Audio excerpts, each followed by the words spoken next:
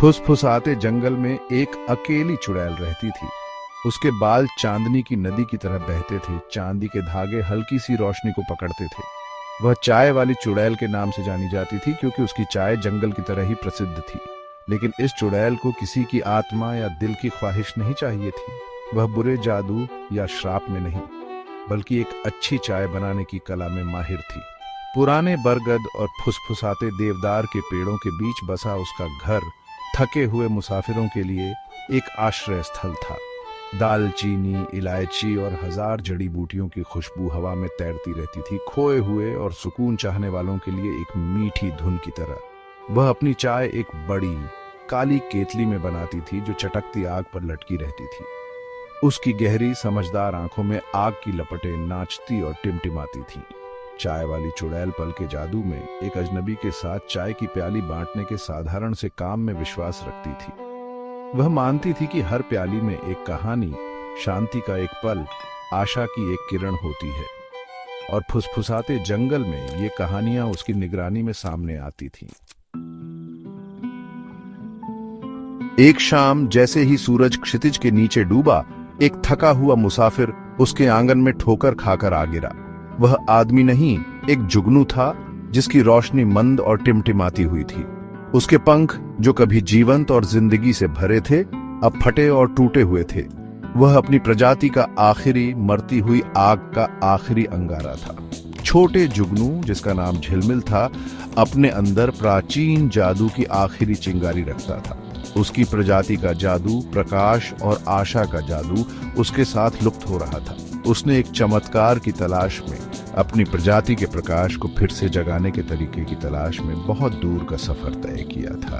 उसने चाय वाली चुड़ैल के बारे में सुना था, उसकी दयालुता और उसके अजीब सुकून देने वाले जादू के बारे में। वह उसके सामने मंडरा रहा था। उसकी छोटी सी रोशनी बढ़ते अंधेरे के खिलाफ एक प्रकाश स्तंभ थी। जब उसने बात की तो उसकी आवाज बमुश्किल फुसफुसाहट थी। मैं झिलमिल हूं, उसने कहा, जुगनुओं में आखिरी। क्या आप मेरी मदद कर सकती हैं? चाय वाली चुड़ैल ने छोटे से जीव को देखा। उसका दिल एक कोमल उदासी से भर गया। उसने उसकी थकान, उसकी मध्यम होती रोशनी और उसके छोटे से कंधों पर मरती हुई विरासत का भार देखा। वह मुस्कुराई, एक गर्मजोशी और स्वागत भरी मुस्कान, और उसे पास आने का इशारा किया। आओ छोटे, उसने कहा। उसकी आवाज सरसराती पत्तियों की तरह सुकून देने वाली थी। अपने थके हुए पंखों को आराम दो। चमेली की चाय की एक प्याली तुम्हारी चिंताओं को दूर कर देगी। उसने उसके लिए एक खास मिश्रण बनाया, चमेली से महकता हुआ और अपने शांत जादू से भरा हुआ।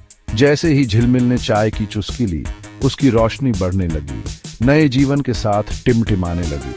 उसने उसे अपने लोगों के बारे में, उनके लुप्त होते जादू के बारे में और उन्हें बचाने के तरीके के लिए अपनी बेताब खोज के बारे में बताया। चाय वाली चुड़ैल ने धैर्यपूर्वक सुना। उसकी आंखें समझ से भरी हुईं। वह उसके अंदर रहने वाले प्राचीन जादू के बारे में जानती थी। वह जादू जो उसे जंगल के केंद्र से जोड़ता था। वह जानती थी कि उसकी रोशनी, हालांकि मंद, में हजार और रोशनी जलाने की शक्ति थी।